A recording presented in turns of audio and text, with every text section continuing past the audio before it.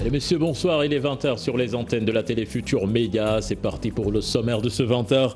La loi habilitant le chef de l'État à gouverner par ordonnance adoptée ce matin à l'Assemblée nationale. Une partie de l'opposition parlementaire a marqué son désaccord. Le président de l'Union sociale libérale juge la rédaction imprécise et non conforme aux exigences constitutionnelles du chef de l'État. Pandémie du coronavirus, le Sénégal enregistre ce mercredi 15 nouveaux cas positifs, un cas importé, 14 cas contacts suivis et un décès. Justement, il est la première victime du Covid-19 au Sénégal. Le monde sportif sous le choc après le décès de Pape Diouf, à suivre le flux de témoignages qui a suivi après l'annonce de la mort de l'ancien président de l'Olympique de Marseille. Et puis ce cri d'alerte d'une interprète sénégalaise vivant en Espagne. Elle dénonce une vague irrégulière d'immigrés qui rallient l'Europe à bord d'embarcations de fortune en pleine crise sanitaire mondiale. Elle a recueilli ce dimanche 30 Sénégalais, dont 4 femmes arrivées à Tenerife. Voilà le sommaire de ce 20h. Tout de suite le développement.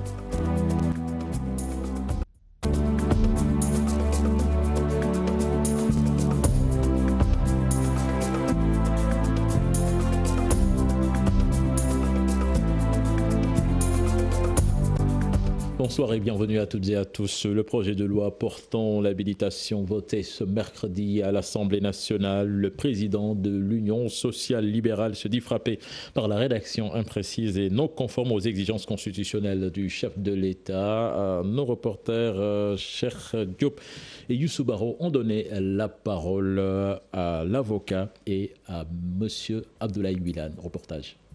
L'Assemblée nationale a voté le projet de loi d'habilitation. Il permet au président de la République de prendre par ordonnance des mesures relevant du domaine de la loi. C'est une loi qui est venue à son heure. Elle procède d'une nécessité vitale qui accompagne les mesures qui sont prises depuis l'instauration de l'état d'urgence et pour faire face au Covid-19 dans le cadre de cette guerre mondiale, mais de cette guerre que l'État du Sénégal, la nation tout entière, mène et livre au Covid-19. L'Union sociale libérale s'interroge sur les réelles motivations du président de la République. C'est flou, on ne sait pas. Donc sur le domaine sanitaire, on ne sait pas véritablement. Sur le domaine économique, et même quand vous regardez, ils ont oublié un autre domaine. Ils citent 4, mais le domaine le plus déterminant, ils l'ont oublié. C'est le domaine fiscal. Législative, l'habilitation doit porter sur un objet précis, ce qui ne me semble pas être le cas.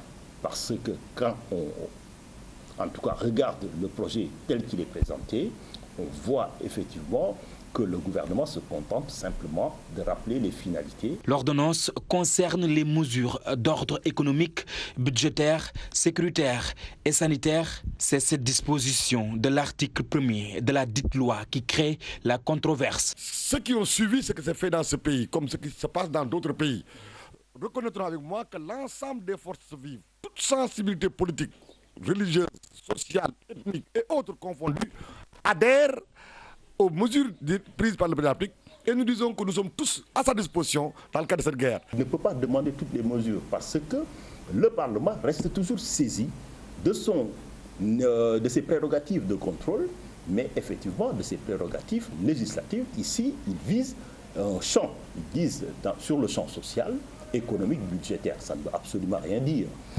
L'âme de la démocratie, c'est le contrôle, parce que cette loi, demain, pourrait être déférée devant le Conseil constitutionnel pour un contrôle de constitutionnalité. Le projet de loi défendu par le ministre de la Justice a été voté à l'unanimité par 33 députés sur 165. C'est pour le respect des gestes barrières recommandés par les autorités sanitaires face à cette pandémie du Covid-19. Justement, à propos de cette pandémie du Covid-19, le Sénégal enregistre 15 nouveaux cas de coronavirus déclarés testés positifs. Ce mercredi, il s'agit de 14 cas contacts suivis et un cas importé. 5 patients ont été déclarés guéris et en décès. Là-dessus, nous écoutons les explications du docteur Aloïs Diouf. En ce qui concerne la situation de ce mercredi 1er 2020, les résultats des examens virologiques réalisés sont les suivants. Sur 195 tests réalisés, 15 sont revenus positifs. Il s'agit de 1 cas importé, 14 cas contacts suivis par nos services. Les patients hospitalisés ont été déclarés guéris ce jour.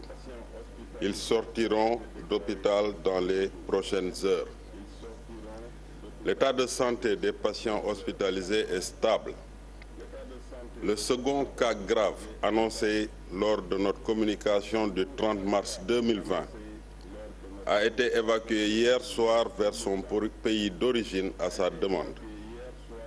À ce jour donc, 190 cas ont été déclarés positifs, dont 45 guéris et 145 sous traitement.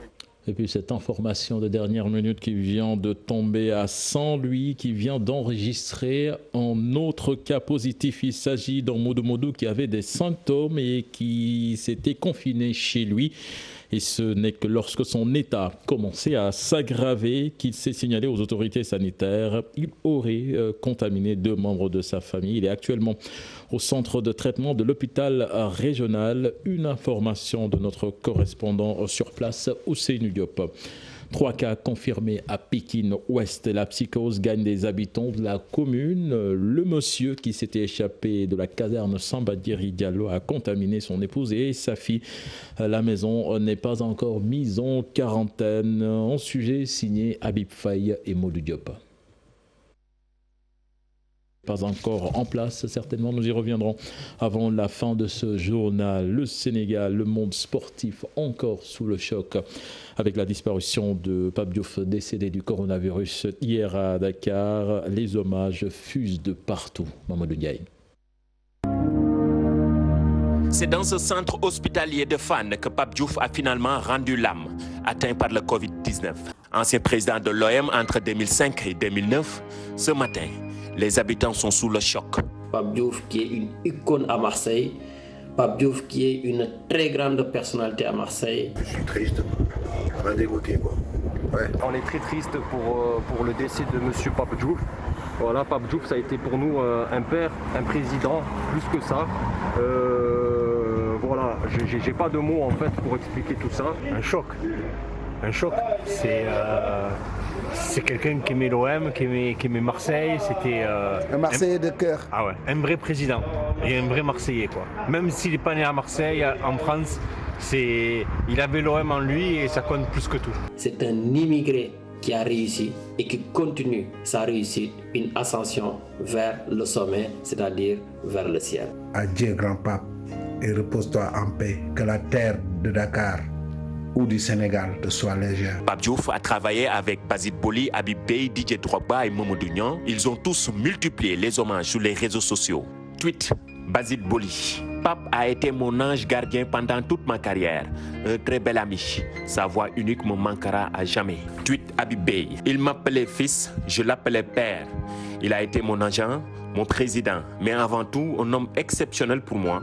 Mon hommage pour toi, Pape, ne tiendrait pas dans un tweet. Merci. Aujourd'hui, le monde du sport et politique salue un homme de conviction, un citoyen engagé. Tweet Macky Sall.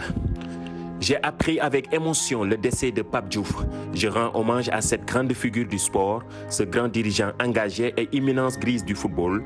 À sa famille, je présente au nom de la nation mes condoléances les plus attristées. Il faut montrer que certaines places nous appartiennent et que ces places qui nous appartiennent, on doit se battre pour les avoir. Pape Diouf, meilleur président de l'OM selon les fans du club, il avait 68 ans.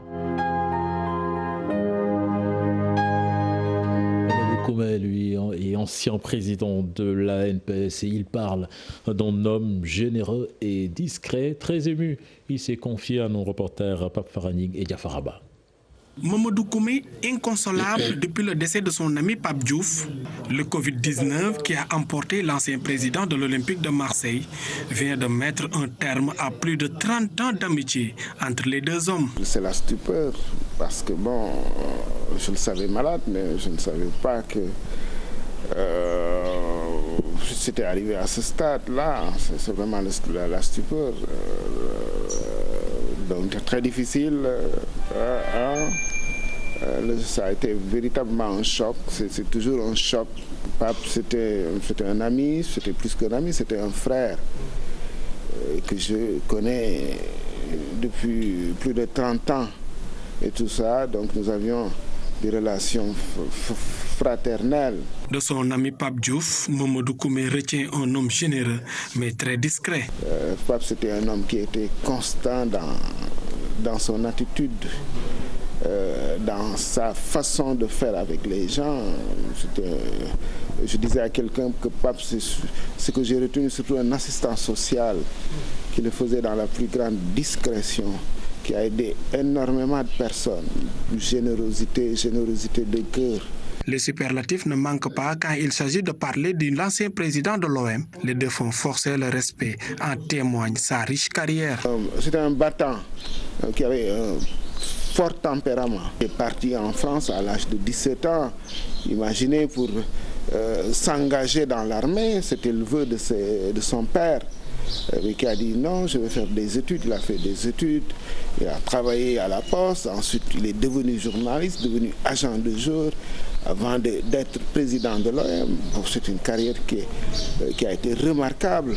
Sa vie a eu un sens. Pape Diouf, première victime du Covid-19 au Sénégal, qui compte désormais 190 cas positifs. Le monde du football continue de lui rendre hommage en attendant les obsèques qui devraient se tenir dans l'intimité familiale. Donc l'information a fait le tour du monde hier. Pape Diouf, âgé de 68 ans, s'est révélé à la face du monde en étant président de l'Olympique de Marseille. Une consécration dans la carrière de celui qui a été journaliste puis agent de joueur. Son portrait avec Salif Sow. Pape Diouf, Mababa Diouf pour les intimes. Cette légende du foot a passé son enfance ici au Sénégal, pays où il vient très régulièrement se ressourcer. Oui, son dernier match, notre pape international l'a perdu. Ça s'est joué à Dakar mardi, terre de ses ancêtres. Et c'était face au coronavirus. Le premier des Sénégalais tués par le Covid-19 fut président de l'OM, 2005-2009. Débarqué par Robert Louis Dreyfus en 2009, il est devenu un conférencier recherché dans les colloques sportifs entre le voisinage d'un combat de lutte sénégalaise et la lecture d'un vieux miroir du football dans son appartement surplombant la corniche Kennedy à la frontière des 7e et 8e arrondissements marseillais. Mise en examen dans l'affaire des transferts douteux de l'OM fin 2016, une décision judiciaire. Parti à 68 ans, avant les pelouses, Pape Diouf a fréquenté un autre terrain, les rédactions. Ancien journaliste à la Marseillaise dans les années 1980, 10 ans plus tard, il embrasse le métier d'agent de joueur. Il s'est occupé des intérêts de Joseph-Antoine Bell, Marcel Desailly, Basile Boli, William Gallas, Samir Nasri ou Didier Drogba, entre autres footballeurs. Pape Diouf a été un des acteurs majeurs du football français, réputé pour son langage de haute tenue. On répond que par oui ou par non. Hein. C'est ça. Comme ça, voilà. Pas de langue de bois. Hein. Monsieur Pape Diouf, c'est cash. Voilà. Non, j'ai pas de langue de bois. C'est dommage d'ailleurs, mais bon. Son humanisme a surpris plus d'un au lendemain de son départ, sans retour. Sur votre pierre tombale, vous voulez un ballon ou des versets du Coran? Les deux. Les deux. Les deux, vous direz. Tout à fait. Puis le décès de Pape Diouf qui doit éveiller les Sénégalais sur le danger que représente le coronavirus, d'où le respect strict des règles d'hygiène sanitaire. C'est ce qui ressort de ce micro-trottoir réalisé par Pape Faraning et Diafaraba. Avec la mort de Pape Diouf, je crois qu'aujourd'hui, les données ont changé. Parce que par rapport à moi qui suis là, un simple citoyen lambda, pratiquement à moitié pauvre, si je vois le coronavirus qui a pris par exemple le temps, qui a osé tuer Pape Diouf, ça veut dire que moi je ne serai jamais épargné. Donc les Sénégalais n'ont qu'à faire attention et prendre conscience de ce fléau. Vraiment, Pape Diouf, Afrique, Sénégal. Pape Diouf était un vrai panafricaniste, quelqu'un qui aimait beaucoup son pays, le Sénégal, un amoureux du sport, surtout le football. Il a aidé beaucoup de jeunes. C'est un grand exemple et sa mort doit conscientiser les Sénégalais que la maladie n'épargne personne. Donc il faut nécessairement respecter les mesures d'hygiène. Cette perte de Pape Diouf, c'est une grosse perte pour le monde sportif généralement et aussi pour le peuple sénégalais. Mais dans le contexte actuel, il faut en tirer des leçons. Voir une telle personnalité qui a été terrassée par la maladie actuelle, c'est-à-dire le coronavirus, doit nous donner des enseignements pour comprendre effectivement que cette maladie ne fait pas de choix. Et tirer des leçons, comprendre que même les plus hautes personnalités qui ont tous les moyens qu'il faut pour se soigner ne sont pas à l'abri effectivement de cette maladie si sinueuse, si subtile et qui peut surgir de partout et si on y prend garde. Puis cette information qui vient de nous parvenir, la fermeture des écoles prolongée jusqu'au 4 mai prochain, une décision prise en Conseil des ministres qui s'est tenu en vidéoconférence. Lutte contre le Covid-19 à Rufisque. Tous les talibés seront confinés. C'est une annonce du préfet qui annonce également que tous les Serigne Dara qui souhaitent rentrer dans leurs localités respectives seront appuyés et encadrés aux réfractaires. Des mesures fermes seront prises. Serigne Babacar Kane, préfet de Rufisque, que je vous propose d'écouter au micro de Seynou Thiam et Ahmadou Bamba Samb. Au niveau du département, en tout cas en ce qui me concerne, j'ai décidé de confiner tous les talibés. On va identifier les daras tout de suite qu'on va accompagner pour qu'ils rentrent chez eux dans leur région d'origine, de provenance. Dès demain, on va faire rentrer les Serigne Dara qui le souhaitent, qui veulent partir volontairement. On mettra à leur disposition un véhicule et un appui pour qu'ils rentrent chez eux. Pour les autres Serigne Dara qui ne veulent pas rentrer, nous allons évaluer leur capacité à garder les enfants. Les Dara où nous estimerons qu'ils ne remplissent pas les conditions pour rester, nous prendrons nos responsabilités pour les convoyer vers leur localité de provenance. Pour les autres Dara, que nous pourrons plus ou moins qualifier de sédentaires, parce que les talibés habitent Dakar ou habitent Rufisque, nous allons accompagner, nous mettrons les vivres. Il est hors de question de leur remettre ça directement. Nous allons identifier des bonnes dames au niveau de chaque quartier à qui nous allons remettre ces vivres-là, appuyer pour que ces bonnes dames-là cuisinent et donc pour mettre à la disposition de ces talibés-là. Mais nous ne voulons plus voir de talibés dans les rues. Puis beaucoup de musulmans ont vu leurs habitudes de prière bousculées avec la fermeture des mosquées. Nos reporters sont allés à la rencontre d'un imam à Guédiawaye. Il s'appelle Thierno Abdoul Ndiaye. Il déclare qu'il est difficile quand même de prier seul du fait du manque de concentration. Un reportage signé Mohamed Samb et Modou Diop. Les portes de cette mosquée de Kausarafal renseignent sur la gravité du moment.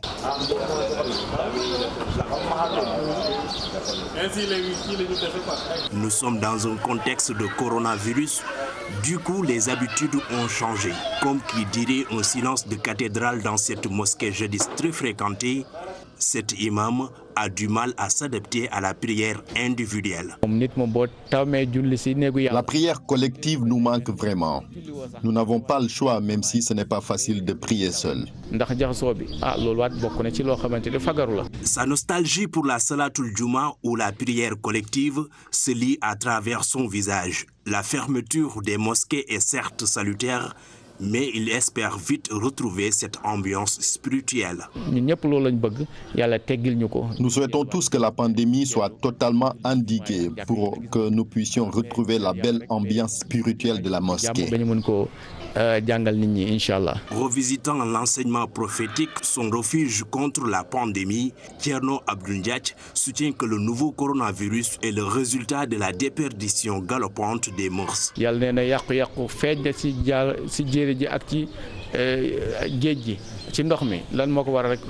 Dieu l'a bien mentionné dans le Saint-Coran. L'humanité est responsable de la dégradation de la nature. Nous sommes responsables de toutes ces dérives. Du coup, nous devons changer de comportement.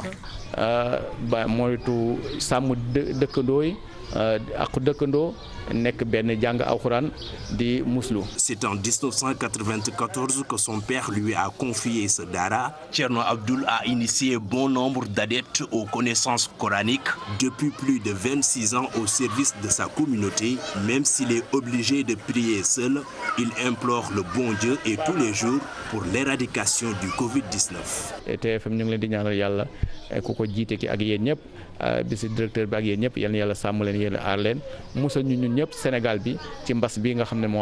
Nous allons à présent à Louga. Les impacts économiques de la pandémie du Covid-19 commencent à se faire ressentir dans cette ville où l'immigration occupe une place de choix dans l'économie. Certaines familles sont dans la difficulté car ne recevant plus d'argent venant de leurs proches à l'étranger. Carnofal.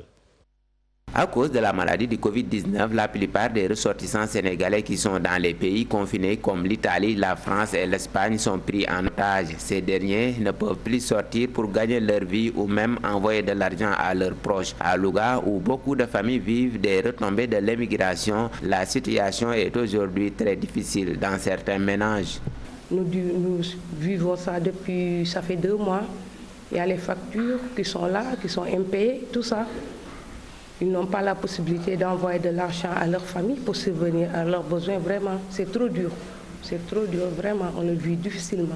La fois passée, quand j'ai parlé avec mon mari, il m'a dit qu'ils sont là-bas, ils ne bougent pas, ils ne sortent pas, ils ne font rien. Ils ne peuvent pas envoyer de l'argent pour les dépenses parce que vraiment, il y a les factures à payer, il y a les dépenses, il y a les enfants aussi. Et c'est difficile à gérer. C'est difficile à gérer parce que ça, c'est vraiment, c'est difficile. On n'y peut rien, on fait avec. Financièrement et moralement, certaines familles sont en train de souffrir à cause de cette situation qui dure bientôt depuis des mois. On le vit très difficilement, psychologiquement, économiquement et tout. Vraiment, d'autant plus que nos maris se trouvent là-bas, en Europe. Ils ne peuvent pas travailler, ils sont obligés de rester chez eux et ne peuvent pas subvenir aux besoins de leur famille. Vraiment, c'est quelque chose qui fait mal. Bon. En tout cas, moi, je suis là aujourd'hui pour parler au nom de toutes les femmes d'immigrés. Vraiment, la situation, c'est difficile pour nous. C'est difficile financièrement, c'est difficile aussi psychologiquement. Parce que déjà, la maladie fait des ravages partout dans le monde entier. Vraiment, c'est difficile. Vraiment, nous sommes de tout cœur avec nos maris, nos frères, nos sœurs. Nous sommes de tout cœur avec eux. Nous leur soutenons à 100%, vraiment. Et on sait que c'est difficile. Mais il faut faire avec, on n'y peut rien. C'est la vie qui est comme ça et c'est Corona qui exige de nous qu'on fasse avec, et alors on fait avec. Pour surmonter cette situation, ces Lougatois lancent un vibrant appel à l'État du Sénégal qui a promis d'aider les populations. Bon, l'État, ils ont prévu, d'après les informations qu'on a vues comme tout le monde, une somme de 1000 milliards. Attendons de voir, mais d'après ce qu'ils ont dit, si l'orientation a été fixée comme ils l'ont dit et que ça vient socialement pour toutes les personnes qui doivent le recevoir, ce serait vraiment bien. Sinon, ce serait encore catastrophique. Mais on attend, ça veut dire que l'État, c'est son devoir, mais nous aussi, c'est notre devoir de nous épauler comme on épaulait nos familles avant. C'est ça quoi. C'est trop dur, on le vit difficilement.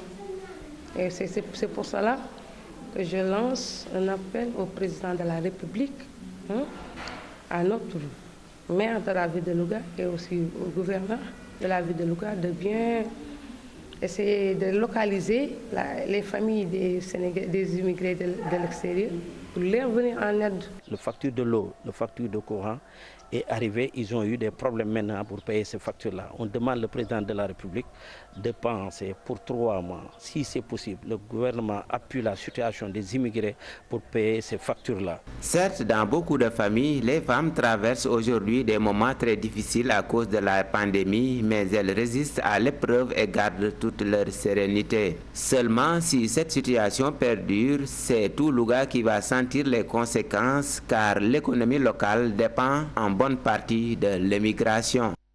Nous allons à présent à Kaolack. Le bilan d'étape du couvre-feu fait état de 119 individus arrêtés et 107 véhicules immobilisés, entre autres.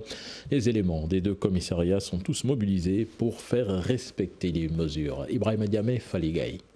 C'est le bilan des opérations combinées des éléments du commissariat central de Kaolack et Sodondorong sous la conduite du chef du service régional de la sécurité publique. Après une semaine d'état d'urgence couplé de couvre-feu, le bilan d'étape fait état de 119 individus interpellés pour diverses infractions. 107 véhicules, dont 71 motos Jakarta, sont également immobilisés. 338 pièces relatives à des permis de conduire, des licences, des cartes grises, entre autres, ont été aussi saisies et une somme de 522 000 francs CFA de frais d'amende a été encaissé par la police. Voilà ainsi donc les résultats de la semaine d'opération de couvre-feu effectuée par les éléments du service régional de la sécurité publique de Kaolack. Le couvre-feu, justement, c'est la conséquence de la propagation de la maladie du coronavirus, une des mesures prises donc pour la contrer. Et parlant justement de cette pandémie dans la région, aucun cas testé positif n'est encore enregistré à Kaolack. Depuis le début, 15 cas suspects ont été répertoriés, mais les résultats de leur prélèvement sont revenus tous négatifs. Ibrahim Diamé, ce cri d'alerte de Awa Ndiaye, c'est une interprète sénégalaise vivant en Espagne. Elle dénonce la vague d'émigrés irréguliers qui rallient l'Europe à bord d'embarcations de fortune. Dans cette période de crise sanitaire mondiale, depuis dimanche, elle a sauvé 30 Sénégalais, dont 4 femmes arrivées à Tenerife. Je vous propose de l'écouter. Dernièrement, nos compatriotes sénégalais et africains de surcroît ont repris de plus belle la route de l'immigration clandestine et malheureusement, ils sont en train de le choisir au mauvais moment. En ce moment, on est en situation de confinement, mais bon, c'est le devoir qui nous oblige à sortir. Et je voudrais vraiment attirer votre attention sur le fait que les Européens ne sont même pas capables de se gérer eux-mêmes pour pouvoir gérer en plus des bateaux de fortune, des pirogues de fortune qui viennent s'aventurer. S'il vous plaît, je voudrais aussi en profiter pour lancer un petit appel, dire à tous nos compatriotes qui ont des familles qui sont restées au Maroc, qui sont sur le point de prendre l'immigration clandestine, que ce n'est vraiment pas le moment. Merci, c'était le dernier élément de ce journal. Prochain rendez-vous pour l'information, ce sera à 0h avec le tout en images. Excellente suite de programme en compagnie de la Télé Futur Média. Au revoir et je vous propose de suivre la deuxième partie, le soir d'info avec Aram Touré. Merci bien, cher Tidiane Diao. Nous en venons à notre invité.